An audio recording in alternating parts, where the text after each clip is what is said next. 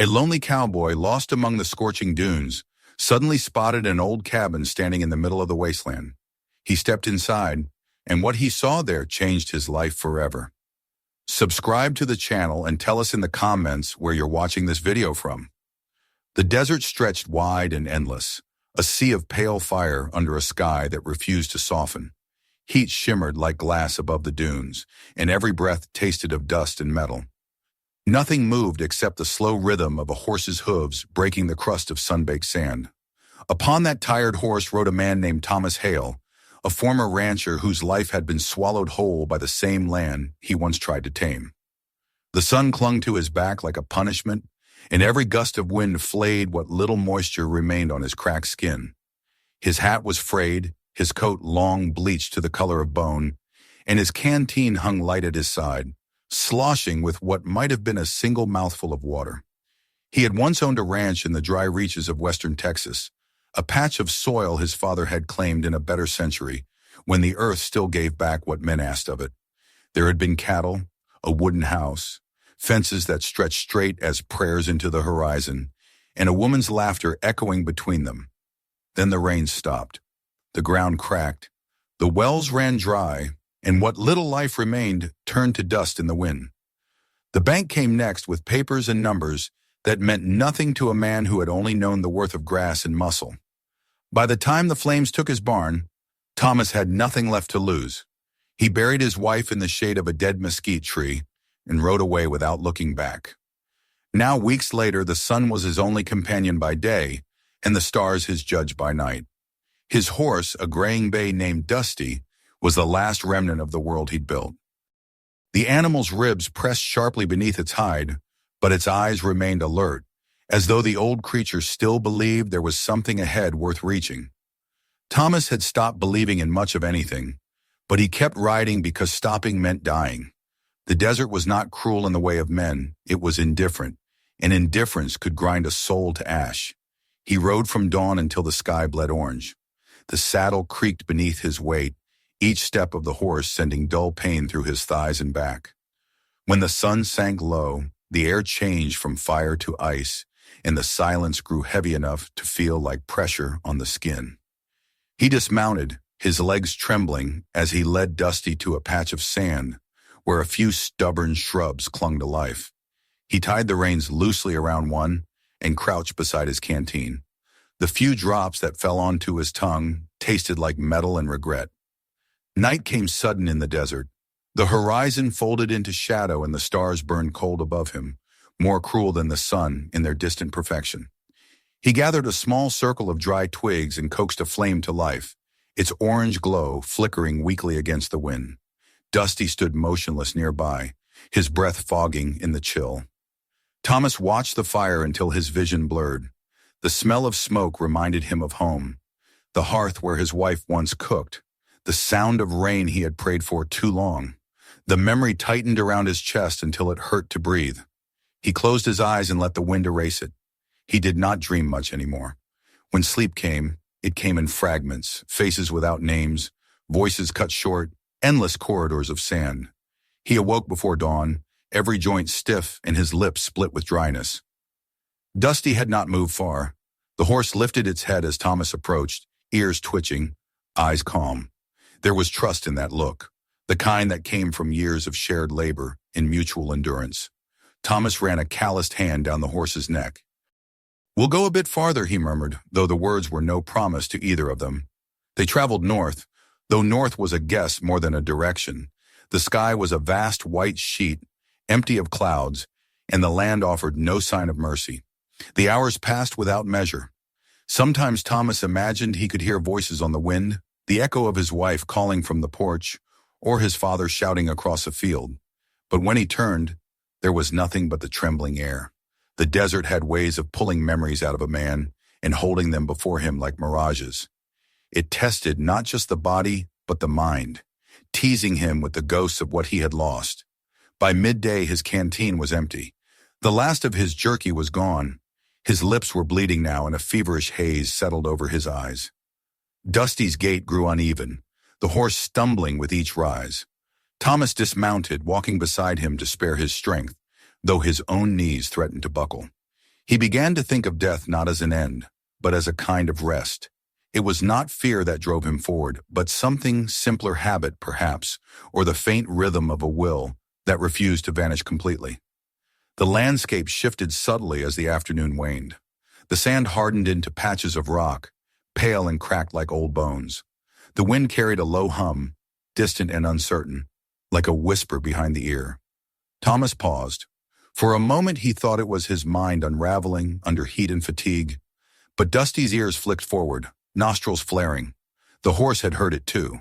The sound came again, a faint rush, like water running over stone. He stood still, straining to listen. The thought of water was too dangerous to trust.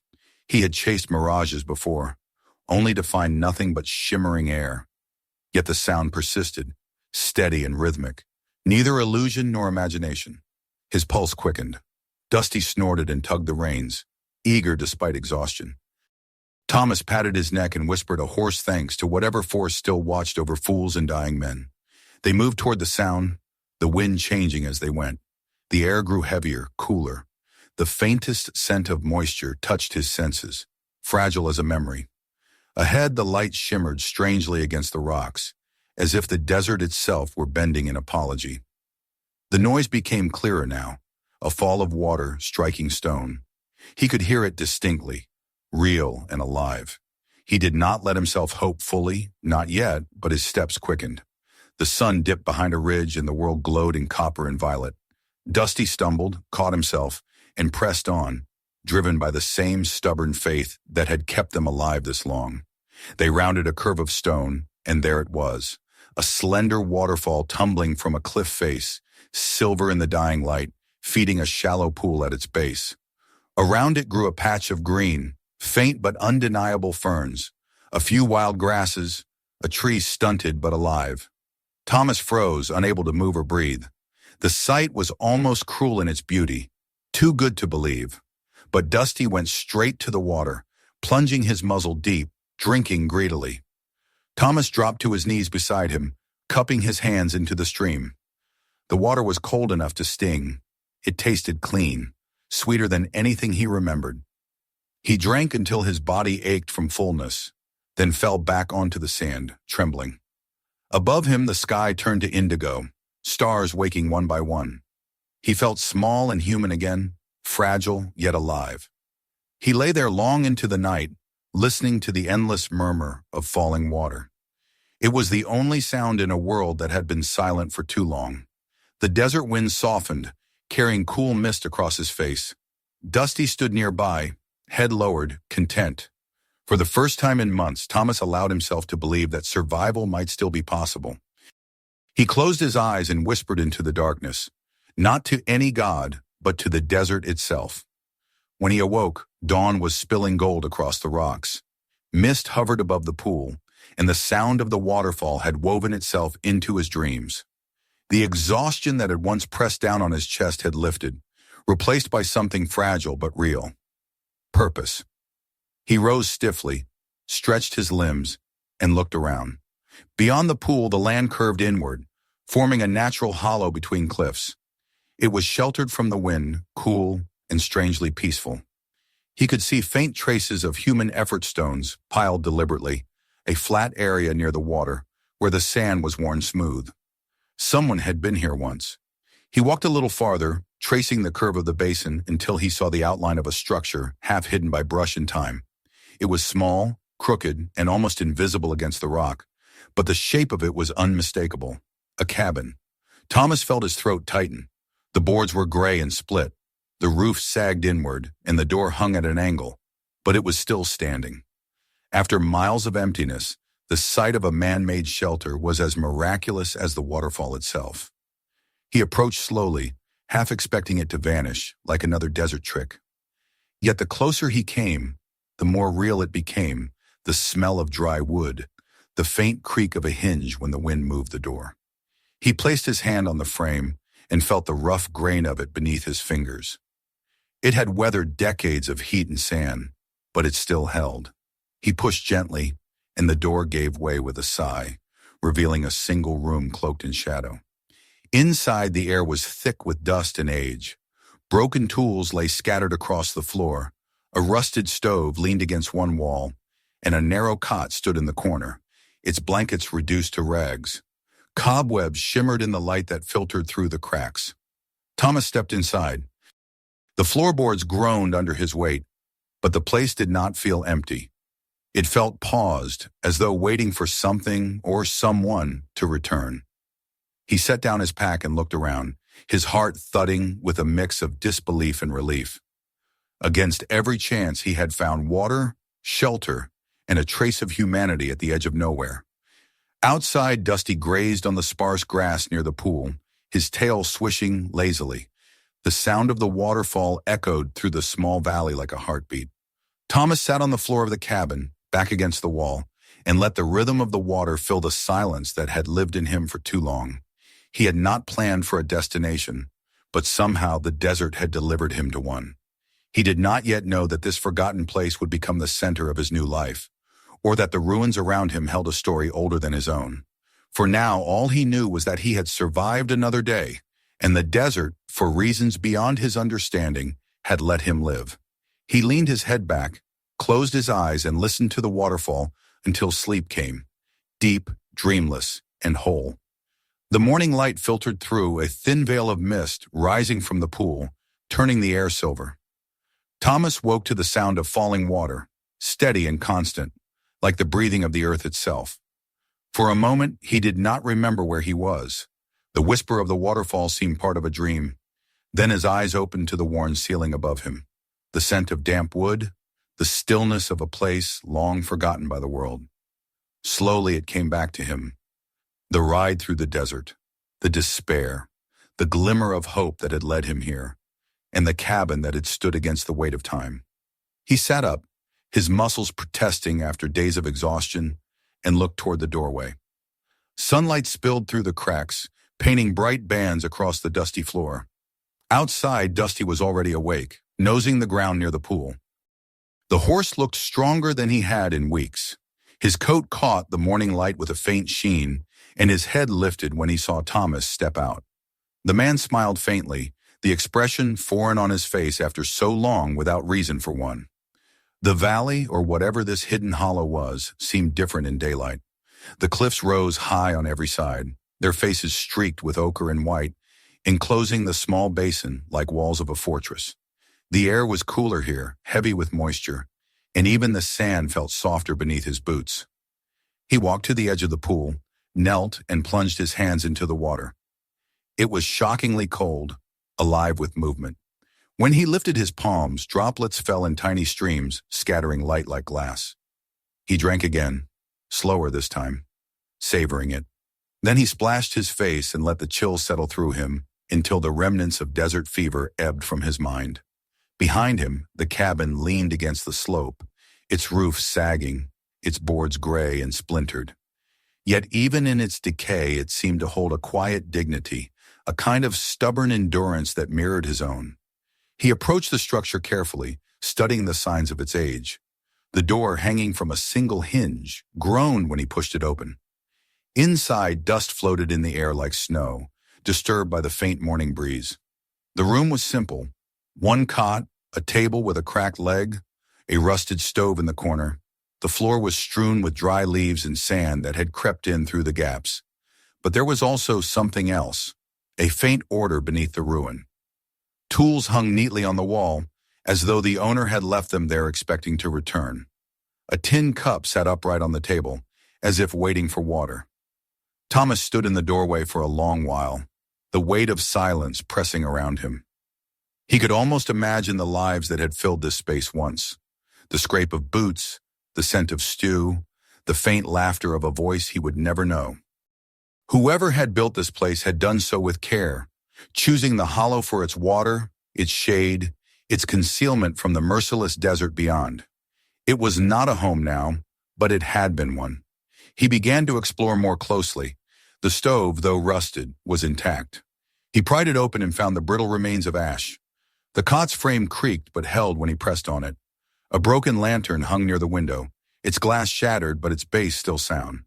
In the corner lay a small chest, its lid warped but not locked. When he knelt and lifted it, a puff of dust rose.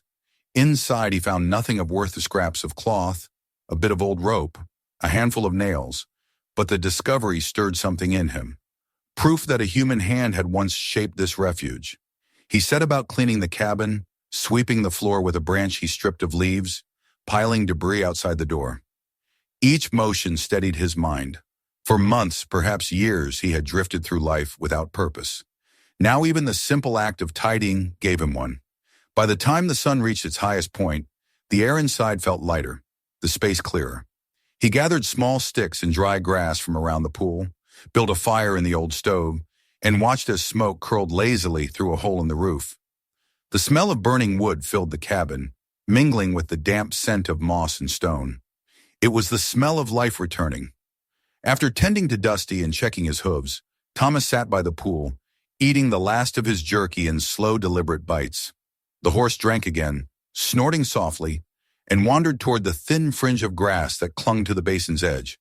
The sun glimmered on the water, and Thomas leaned back against a rock, his hat over his eyes. He felt the strange calm that comes only after great suffering, the kind that makes a man afraid to move, lest he disturb it. He could hear insects buzzing faintly in the reeds, a sound he hadn't heard in weeks. Even the wind seemed gentler here. As evening approached, he decided to explore farther. The waterfall dropped from a sheer wall of stone, no higher than 30 feet, and at its top he could see a narrow ledge where the stream began. Climbing it was too dangerous, but he circled the base, tracing the stream's path as it meandered away through the rocks. After a few hundred yards, the water vanished beneath the sand, swallowed by the desert. This oasis, then, was entirely enclosed, hidden from the world. If he had not stumbled upon it by chance, he might have ridden within a mile and never known it existed. The thought both comforted and unnerved him. Returning to the cabin, he noticed details he had missed before. Near the door, half buried in dust, lay an old horseshoe. He brushed it clean and turned it over in his hand, the metal rough with rust. Beside it, a faint set of carvings marked the wall initials, though time had softened them beyond recognition. He traced them with his finger, wondering whose hand had cut them there and what story they told. There was a loneliness in the markings, but also defiance. As twilight deepened, he built another fire inside the stove. The flames flickered across the cabin's interior, casting long shadows that danced along the walls. Dusty stood near the entrance, his silhouette outlined by the glow. Thomas stretched out on the cot, the wood creaking beneath his weight, and watched the ceiling change color as the fire burned low. Outside, the waterfall murmured without pause, steady as breathing, the sound blending with the crackle of flames. For the first time in months, he did not fear the night. He awoke once, deep in the dark, to the distant cry of a coyote. The sound was thin and far away, echoing off the cliffs. He rose and went to the doorway. The stars above were so sharp they seemed to hum. The pool reflected them perfectly, a mirror of another world. Dusty lifted his head, ears twitching, but did not seem alarmed. Thomas stood there for a long time, listening to the living silence, the call of a night bird, the sigh of the breeze through reeds, the endless voice of the waterfall. It felt as though the valley itself was breathing, a hidden heart still beating beneath the weight of the desert. When dawn came again, he felt stronger. He bathed in the pool, letting the cold water numb the ache in his limbs, then set about examining the area around the cabin more thoroughly. He found remnants of what might once have been a garden-low rows of stones forming rectangles in the soil, now overgrown with wild grass. A few metal tools lay scattered nearby. A hoe, its handle broken, a rusted bucket, a coil of wire. These were the remains of effort, of survival. Whoever had lived here had tried to wrest life from the sand. Beyond the garden, he discovered a second path leading into the rocks. It was narrow, twisting between boulders, slick with moisture, and it ended in a shallow cave. The air inside was cool and damp. At the back, a thin stream of water trickled from the stone into a small basin carved by time. Thomas dipped his hand into it and realized this was the true source of the waterfall, a spring seeping from the bones of the earth. The cave smelled of minerals and old fire. Along one wall, black smudges marked where someone had once built a small flame, perhaps to cook, perhaps for warmth. He spent the afternoon repairing what he could. Using branches and scraps of canvas from his pack, he patched the worst holes in the roof. He cleared the doorway of sand and built a crude pen of stones for Dusty near the pool. His movements were slow but steady, driven by something deeper than energy, a quiet determination born of gratitude. By the time the sun slid behind the cliffs, the cabin looked less like a ruin and more like a home. Smoke curled once again from the chimney, rising straight into the pink sky. That night, Thomas sat beside the fire outside rather than within. The flames painted the rocks with gold, and the mist from the waterfall drifted across his face. The air was cool and sweet. He cooked a small meal of what little he had left, shared a handful of oats with Dusty, and leaned back against a boulder to watch the stars appear. He thought of all the men he had known who had died chasing wealth or land, always looking outward, never inward. Here in this hidden valley, he had found neither wealth nor promise only, water, shelter, and silence. And yet it felt more valuable than anything he had lost. He looked toward the cabin. The firelight flickered in its doorway, and for a moment he could almost imagine the figure of its former owner standing there, watching over the place with quiet pride.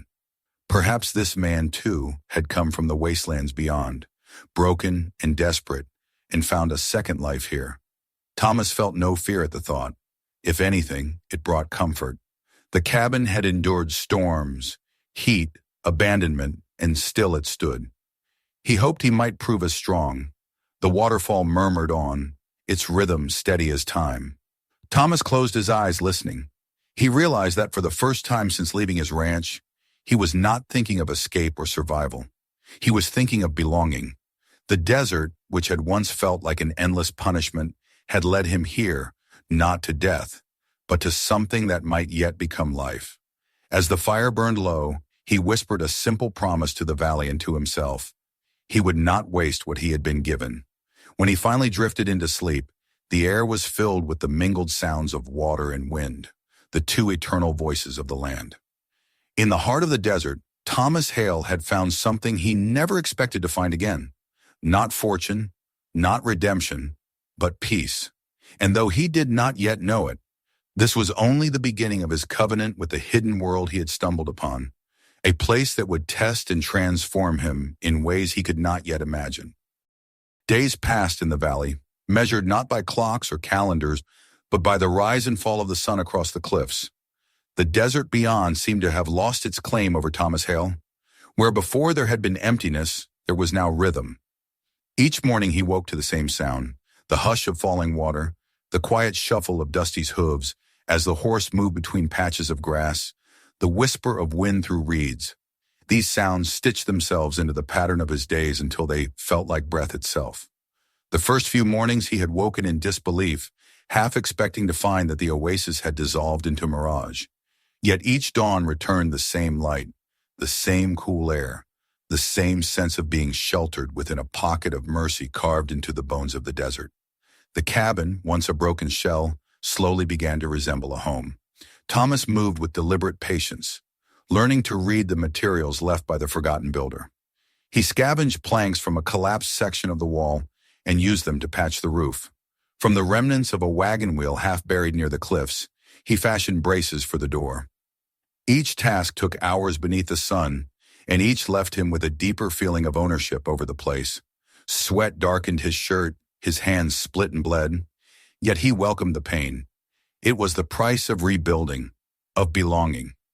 He discovered that the small stream running from the waterfall was not merely surface water. When he followed it back through the rocks one afternoon, he found a fissure in the stone that opened into a narrow chamber, cool and echoing. At its heart, a spring bubbled up from the ground, its surface shining in the dim light like liquid glass. The sight held him still.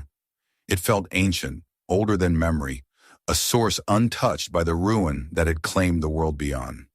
He dipped his hands into it and felt the chill bite his skin. Here was life itself, unending, rising from darkness into light. He filled his canteen and whispered a wordless thanks to no one in particular, as though the earth itself might hear. Returning to the cabin, he felt a quiet exhilaration. He was no longer merely surviving. He was beginning again. That night he made a small fire inside the stove and cooked what remained of his provisions. Dry beans softened in the spring water, flavored with a pinch of salt from his saddlebag. The simple meal filled the cabin with warmth and scent. Dusty grazed outside, his shadow shifting against the walls. For the first time in months, Thomas ate slowly, tasting each bite as though it were a gift. When he finished, he leaned back against the wall and listened to the fire crackle. The rhythm of it matched his heartbeat. In the following days, he explored more of the valley. The land, though small, offered everything he needed. The cliffs caught rain that trickled down into the basin during the rare storms, feeding small pockets of green growth. Wild berries grew along the northern edge near the rocks, their flavor sharp and sweet. Rabbits darted through the brush, and lizards sunned themselves on the stones. Life here was fragile but persistent, just as he was. He began to map the patterns of shade and sunlight, learning where the soil stayed moist longest, where the wind blew hardest, where birds came to drink. It was during one of these wanderings that he stumbled upon the traces of the valley's former inhabitant. Behind the cabin, half hidden by grass, he found a mound of stones carefully arranged. When he brushed away the debris, he saw that beneath them lay the remnants of a hearth, a place where someone had once cooked, perhaps for years. Near it, pressed deep into the soil, he unearthed a small tin box sealed with rust. It took him hours to pry it open with his knife. Inside were a few relics, a worn leather strap, a tarnished button, and a scrap of paper so faded it was almost illegible. Holding it to the light, he could just make out a few words, written in a steady hand. "If someone finds this, keep it alive. It was kind to me." The simplicity of the message struck him harder than any sermon. He folded the paper carefully and returned it to the box, then placed the box back beneath the stones. Whoever had lived here had loved the place as he now did. There was comfort in that thought, but also responsibility. He felt as if the valley had chosen him, passing from one guardian to another. He vowed quietly that he would not fail it. The days lengthened into weeks. With each sunrise, Thomas found a new task. He repaired the window frames, shaped a trough from hollowed wood to channel rainwater, and cleared the overgrown garden near the cabin. Beneath the weeds, he found furrows, traces of careful planting. He broke the hard soil with a hoe left by the previous owner, working until his back ached and his palms burned. When he was done, he scattered seeds from his old saddlebag corn, beans, and a handful of squash seeds his wife had once saved. The seeds had been meant for a different patch of earth, but he planted them here as if offering something sacred to the valley itself. The days that followed were filled with waiting. He checked the soil each morning, half certain nothing would grow in such a place. Yet the spring's water, carried by small channels he carved, soaked into the ground and softened it. One morning he knelt and saw a tiny green curl breaking through the dirt. He stared at it in disbelief, then laughed aloud, the sound startling a flock of birds into the air. It was the first laughter to touch the valley in years. That evening, as he sat by the water with Dusty beside him, he realized he had not thought of leaving in many days. Nights were no longer filled with dread. He still kept his rifle within reach, but he rarely felt the need to touch it. The valley's silence had changed. It was no longer the silence of emptiness, but of peace. Sometimes when he lay on the cot before sleep, he imagined he could hear voices in the distance, the echoes of those who had lived here before. He would picture them tending the same soil, drawing water from the same spring, watching the same stars rise above the cliffs. The thought did not frighten him. It made him feel less alone. One evening, as twilight bled across the sky, a storm began to form beyond the cliffs. He saw it first as a smear of gray on the horizon, then as flashes of light against the clouds. Soon the wind reached the valley, carrying the scent of rain. Thomas stood outside the cabin, eyes lifted to the darkening heavens. He could almost hear the desert sigh in anticipation. When the rain came, it came with fury. Water struck the rocks in torrents, drumming against the roof, running down in sheets. He hurried to tie the door shut, to protect what he could. Dusty sheltered beneath the ledge of the cliffs, stamping nervously. Lightning carved brief, brilliant shapes across the sky. Inside the cabin, Thomas watched the water stream through the gaps in the roof he had not yet mended. He set buckets beneath them, laughing despite himself. The sound of rain after so many months of drought was almost too much to bear. The storm raged for hours, and when it finally passed, the valley smelled of life renewed. The waterfall thundered with greater strength, its voice deeper, richer.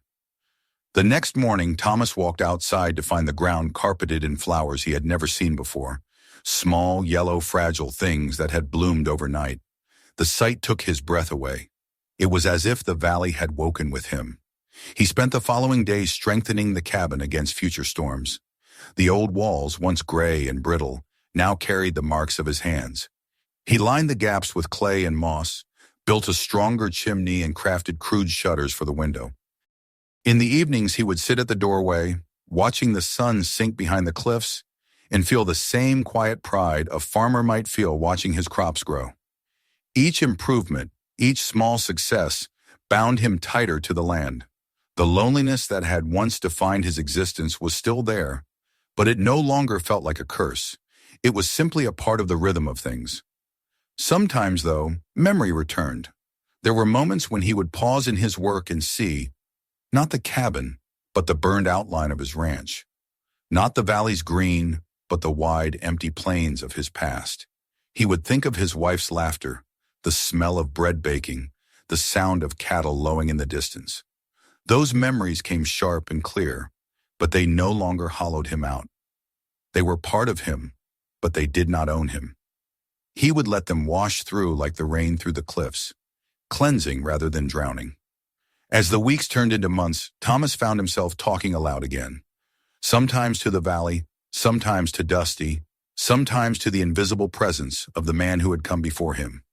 He spoke about the work he had done, about the plants that were growing, about the peace he had begun to feel. There was comfort in the sound of his own voice carried back to him by the cliffs. In that echo, he heard something close to companionship. One morning he woke to find Dusty standing at the edge of the pool, ears forward, watching something in the distance. Thomas followed his gaze but saw only the glint of light on stone. The horse remained tense for a moment, then relaxed, lowering his head to drink. Thomas frowned but said nothing. The desert beyond was vast and empty. Still, he could not shake the feeling that the world outside was not as far away as it had seemed. That night before sleep, he walked the narrow path leading up toward the cliffs and looked out over the endless expanse of sand. The horizon was smooth, silent, infinite. He stood there until the stars came out, then returned to the cabin.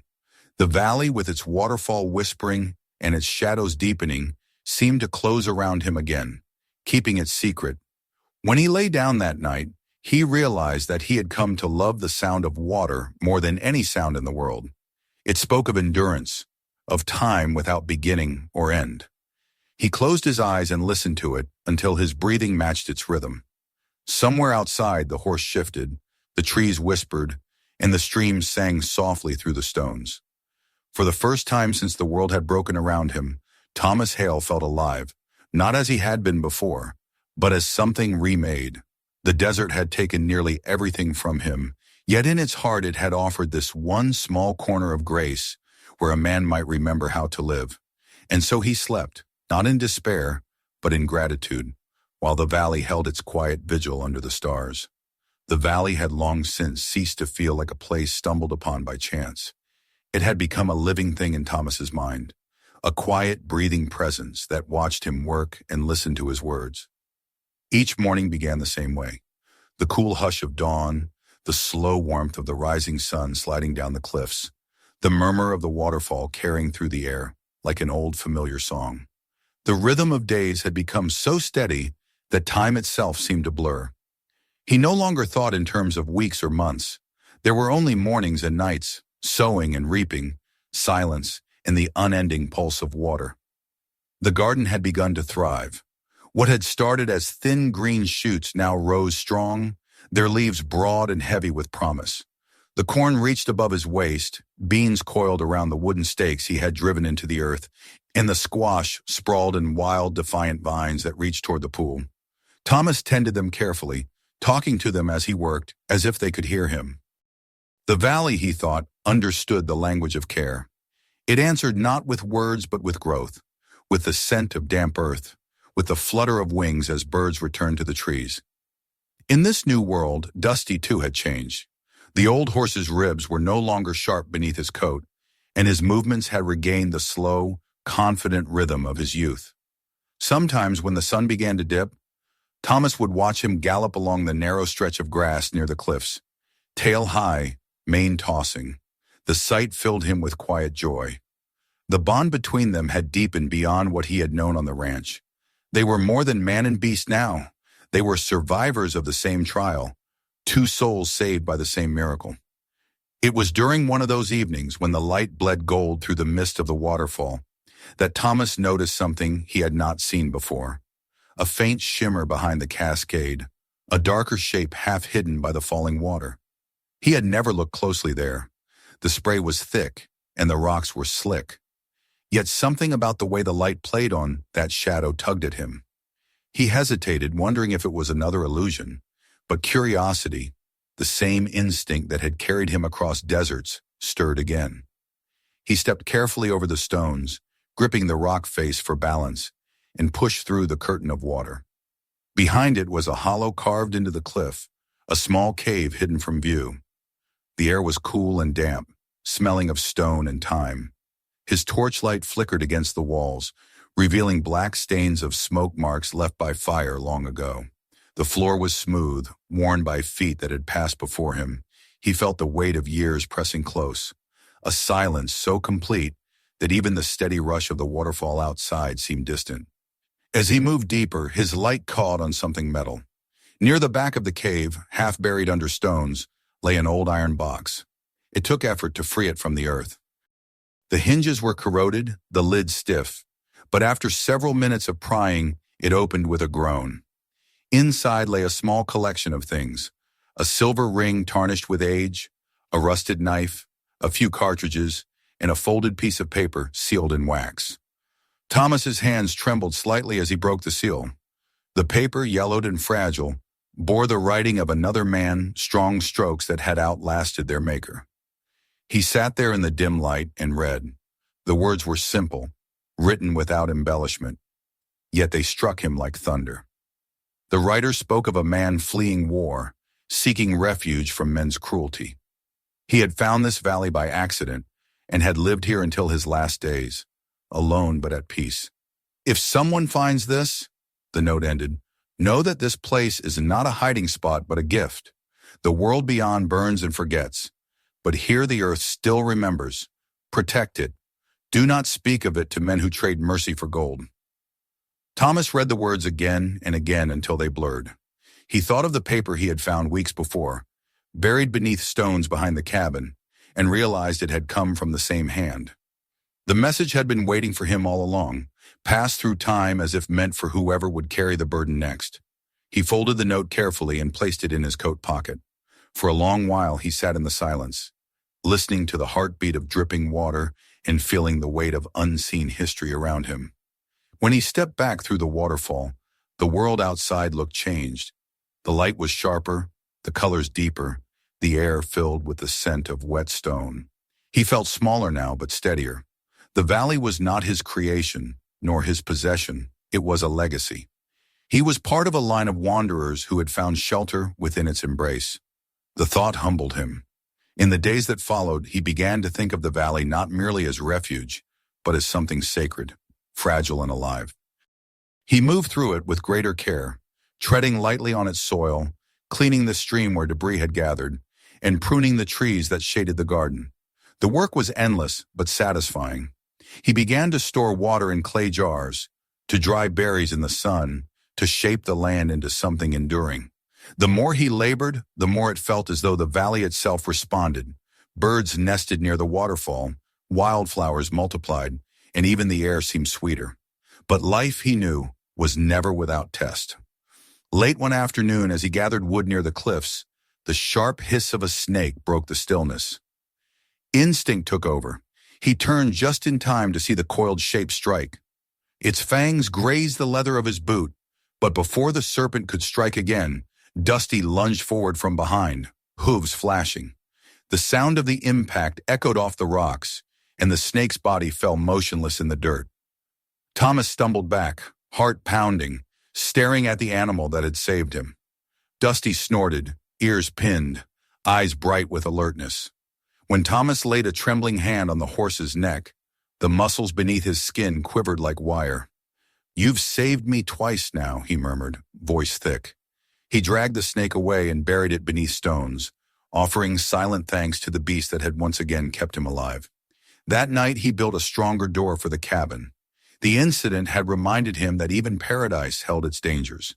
He stacked firewood higher, reinforced the roof, and kept his rifle within reach. Yet as the firelight flickered across the walls, fear faded into reflection.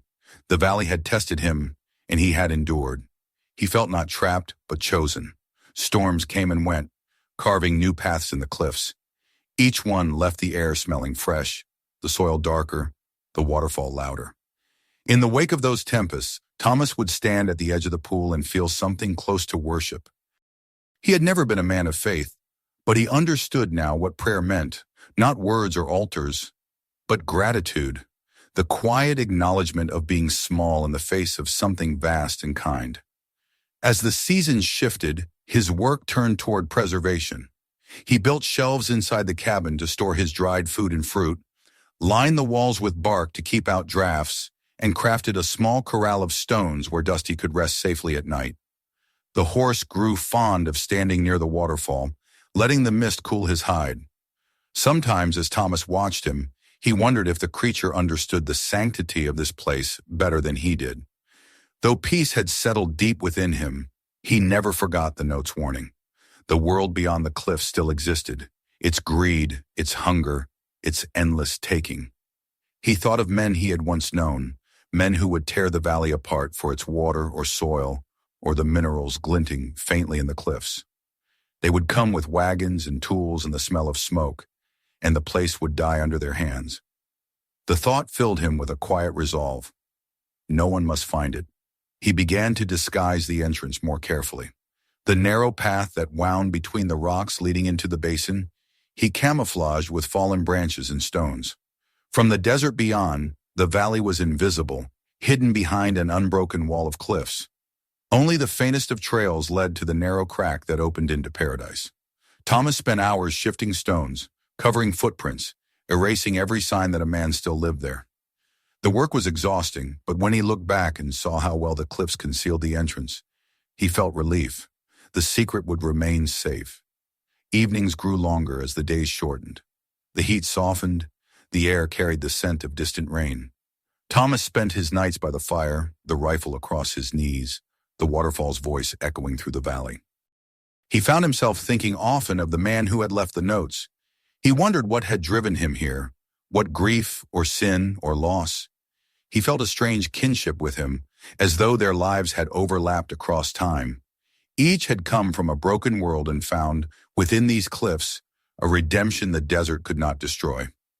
One night, while feeding the fire, Thomas noticed that the flames cast shifting patterns on the cabin walls, shapes that almost seemed to move.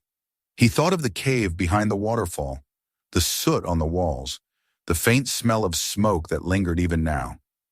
Others had sat before similar fires, listening to the same sounds, dreaming of the same peace.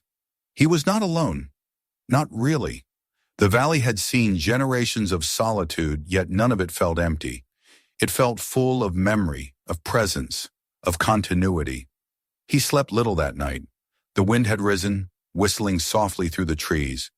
In the half-dark he went outside, the cool air brushing against his face. The moon had climbed above the cliffs, turning the pool into silver. Dusty stood quietly nearby, his head lifted toward the sound of the waterfall.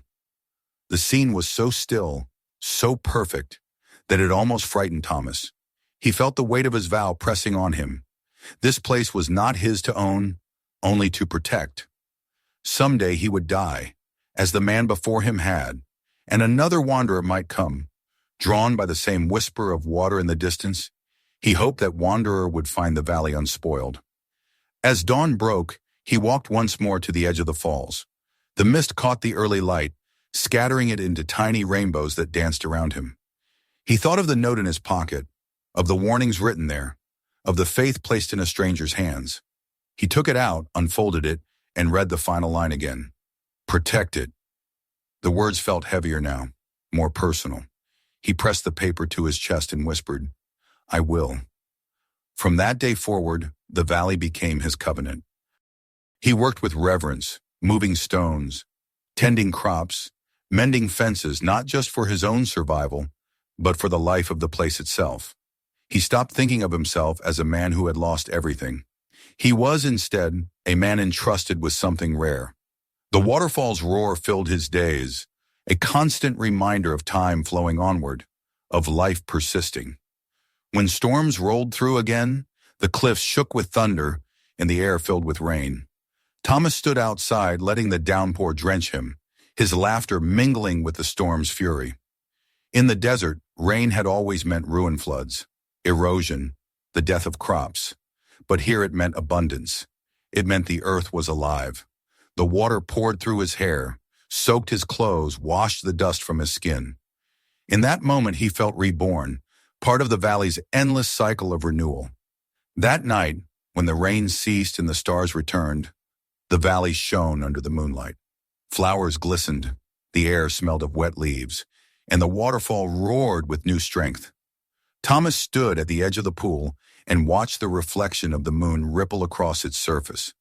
He felt peace unlike anything he had ever known. Behind him, the cabin stood solid and warm, smoke rising from its chimney.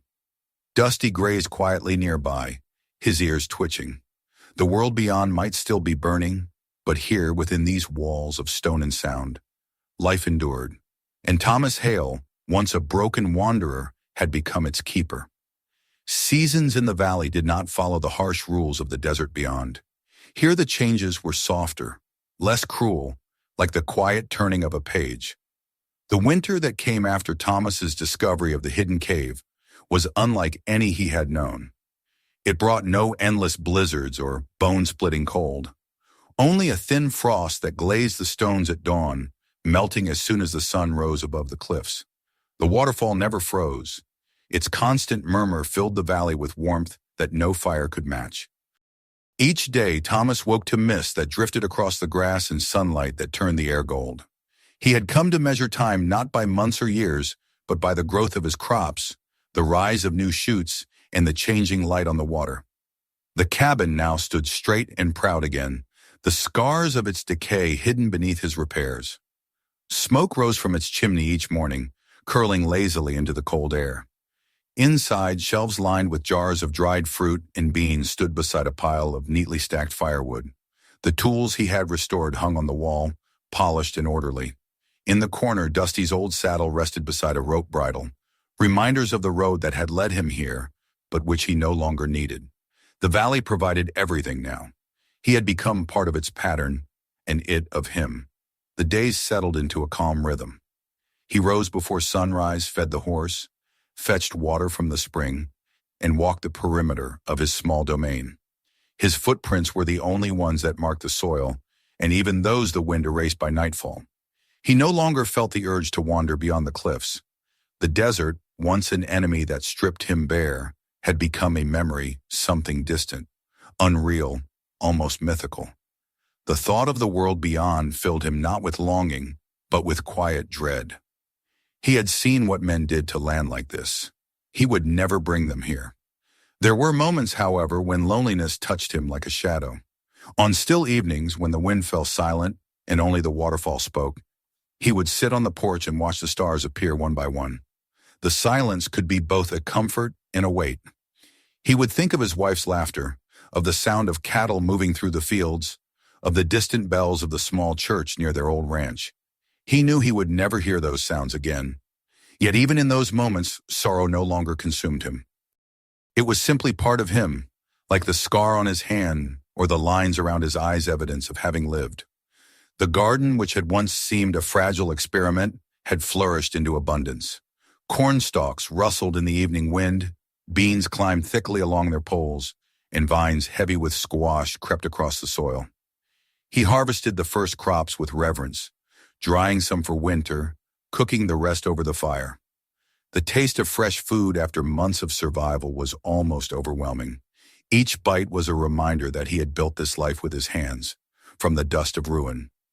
Dusty had grown older, his muzzle whitening, but his spirit remained strong. He followed Thomas everywhere now, content to graze near him as he worked. The horse had become more than a companion. He was a living memory of the life Thomas had left behind, yet also the bridge to this new one.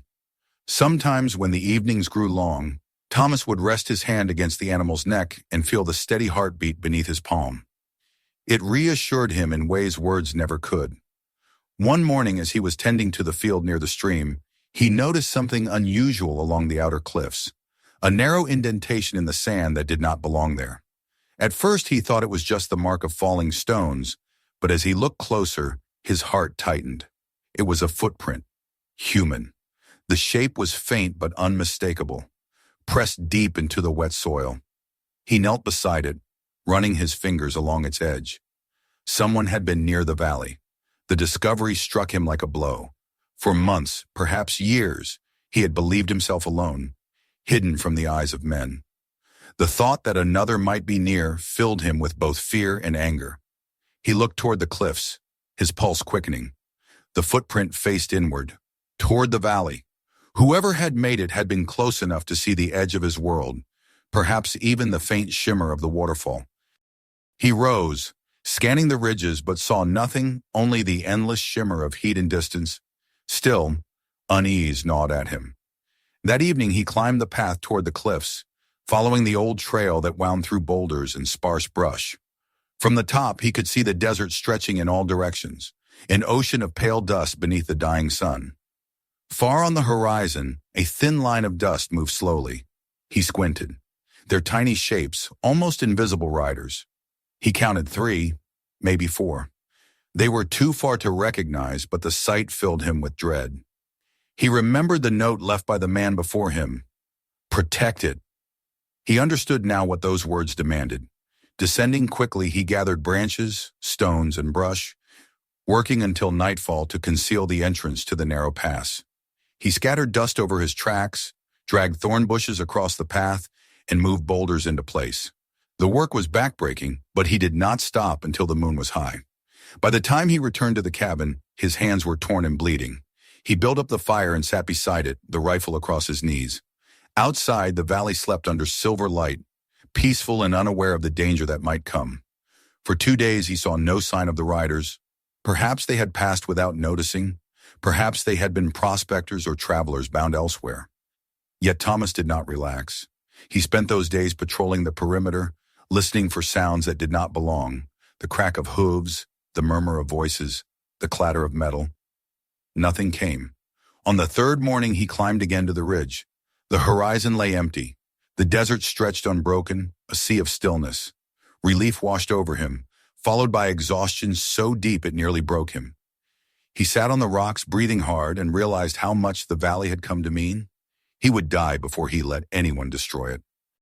When he returned, Dusty met him by the stream, pressing his muzzle against Thomas's shoulder, as if sensing his turmoil. The man stroked his mane, whispering quiet thanks. The valley had been threatened, and he had defended it, if only through vigilance. He knew, though, that peace would never again feel as simple. The knowledge that others still roamed the wastelands beyond had changed something in him. The valley was no longer just a refuge. It was a secret fortress that depended entirely on his strength. Days resumed their rhythm, but Thomas carried that awareness like a stone in his chest. He reinforced the cabin door with iron from the old stove and built traps along the outer path. Simple alarms of wire and tin that would ring if disturbed. Yet as the weeks passed and no one came, the old calm returned. The garden ripened, the stream ran clear, the valley's pulse continued steady as ever. Life, as always, endured. That autumn, the orchard near the waterfall bloomed unexpectedly. Small, delicate flowers appeared on the twisted branches of trees he hadn't realized were fruit-bearing. Weeks later, he found their reward tiny peaches, rough-skinned but sweet beyond measure. He laughed aloud as he bit into one, juice running down his chin. He had planted nothing there. The trees were remnants from those who came before. It was as if the valley itself had chosen to give him something new, a sign of renewal. He gathered the fruit carefully, setting aside one perfect peach on the cabin step, and offering to whatever force watched over this place. The first true winter in the valley arrived gently. Snow dusted the cliffs but melted before reaching the ground. The air grew sharper, the nights longer, yet Thomas did not fear them. His stores were full, his fire steady, his home strong. He wrapped himself in furs and sat by the stove, listening to the howl of wind above the cliffs. Outside, Dusty stamped in his corral, his breath a cloud of steam. For the first time in years, Thomas faced the turning of the season without dread. There were nights, though, when sleep eluded him. The valley, quiet and safe, would seem to hum with invisible life. He would sit by the door, watching the fire's glow spill into the darkness, and think of what would happen when he was gone. Would the valley remain untouched? Would it continue to cradle life long after his bones had joined the dust? He liked to think so. The world beyond might change. Cities might rise and fall, but the valley would endure, hidden and pure. When spring came, the land burst into color again. Flowers spilled across the grass, and the garden flourished with new strength. Thomas felt his body slow with age, his hair streaked with gray, yet his hands remained steady. He worked as he always had, tending to the soil, mending, building, preserving. He no longer counted the years. They had lost meaning. Every day here was a gift he had not expected to receive. He began keeping a small ledger, not for memory's sake, but as a promise to the future.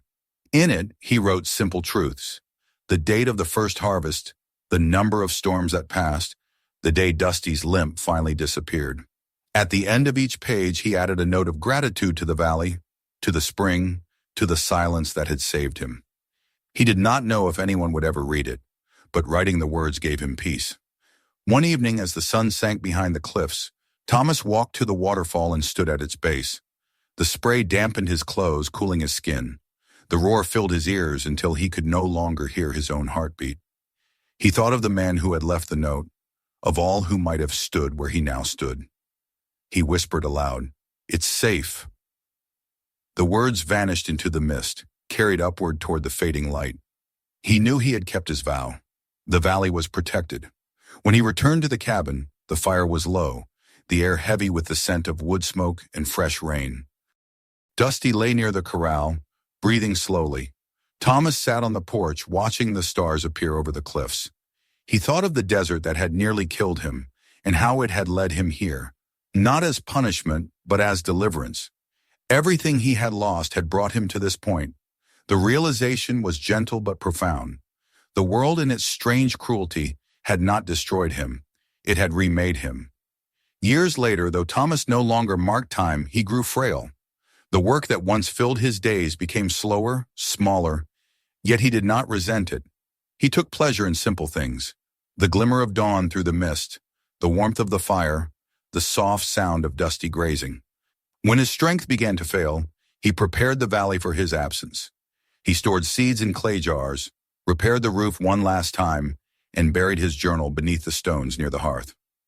On the last page, in an unsteady hand, he wrote, "If someone finds this, keep it alive. It will be kind to you." The morning he died was clear and bright. The waterfall sang as it always had. The stream glimmered in the sunlight, and the valley remained whole. Dusty stood beside the cabin, head bowed, as if understanding that the rhythm of their shared life had reached its end. In time, wind and earth covered the traces of both man and beast, leaving only the cabin, the garden, and the endless voice of water. And so the valley endured. It would wait, as it always had, for another wanderer lost in the desert to hear the whisper of its waterfall and follow it home. If this story moved you, don't just scroll away. Hit subscribe and stay with us for more incredible true-to-life tales. Watch the next video right here and share this one with someone who believes there's still hope left in the world.